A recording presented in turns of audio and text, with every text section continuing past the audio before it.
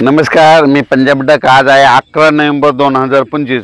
मी जात आहे भुसावळकडे, जळगावकडे जात आहे आणि हे अजंठा लेणी जवळ आहे। तर या ठिकाणाहून महाराष्ट्रातल्या शेतकऱ्याला अंदाज देणारे 8 वाजून 39 मिनिट झालेत आणि राज्यातल्या सर्व शेतकऱ्याला सांगू इच्छितो की राज्यामध्ये आणखीन 11 तारखेपासून तीव्र थंडीची लाट वाढत जाणार आहे। म्हणजे 11, 12, 13, 14 पासून राज्यात आता 15 दिवस चांगली तीव्र थंडीची लाट राहणार आहे, म्हणून हा अंदाज लक्षात घ्यायचा। सध्या तर राज्यात काय पाऊस येणार नाही, म्हणून हा अंदाज सर्व शेतकऱ्यांनी लक्षात घ्यायचा।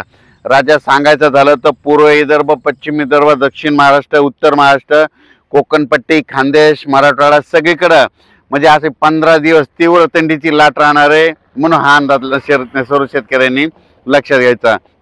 ज्यांना गहू पेरायचा तर पेरू शकता, चना देखील पेरू शकता। त्याच्यानंतर राज्यातले सर्व मका काढायचे असेल तर ते देखील काढू शकता। म्हणजे सर्व शेतकऱ्यांसाठी आनंदाची बातमी, तीव्र थंडीची लाट येणार आहे, राज्यात थंडी वाढतच जाणार आहे, म्हणून हा अंदाज लक्षात घ्यायचा। राज्यात सध्या तरी 15-20 दिवस काही पाऊस येणार नाही, म्हणून हा अंदाज लक्षात घ्यायचा। राज्यात सांगायचं झालं तर निफाड, नाशिक, जळगाव, धुळे, त्याच्यानंतर जळगाव, जामोद, अकोट, अकोला, वाशिम, हिंगोली, वर्धा, नागपूर, भंडारा, गोंदिया, चंद्रपूर, नांदेड, यवतमाळ, त्याच्यानंतर परभणी, लातूर, धाराशिव, जालना, संभाजीनगर, सोलापूर जिल्हा, धाराशिव जिल्हा, सातारा, सांगली, सोलापूर, कोल्हापूर, पुणे म्हणजे सांगायचं झालं तर सगळीकडे तीव्र थंडीची लाट राहणार आहे, म्हणून हा अंदाज लक्षात घ्यायचा। राज्यात सध्या तरी पावसाचं असं वातावरण नाही, म्हणून हा अंदाज देखील सर्व शेतकऱ्यांनी लक्षात घ्यायचा। राज्यातल्या ऊसतोड कामगारांसाठी आनंदाची बातमी, राज्यात सध्या तरी पावसाचं वातावरण नाही, अवकाळी सध्या पाऊस काही येणार नाही, म्हणून हा अंदाज लक्षात घ्यायचा। कारखानदारासाठी आनंदाची बातमी, वीट उत्पादकासाठी आनंदाची बातमी, त्याच्यानंतर हरभरा पेरणाऱ्यासाठी आनंदाची बातमी, गहू पेरण्यासाठी चांगली बातमी। कारण की राज्यात सध्या तरी पावसाचं वातावरण आहे, राज्यात मात्र फक्त आता थंडीचंच वातावरण राहणार आहे, म्हणून हा अंदाज लक्षात घ्यायचा। मग सांगायचं झालं तर ही थंडी सगळीकडेच राहणार आहे, म्हणून हा अंदाज लक्षात घ्यायचा।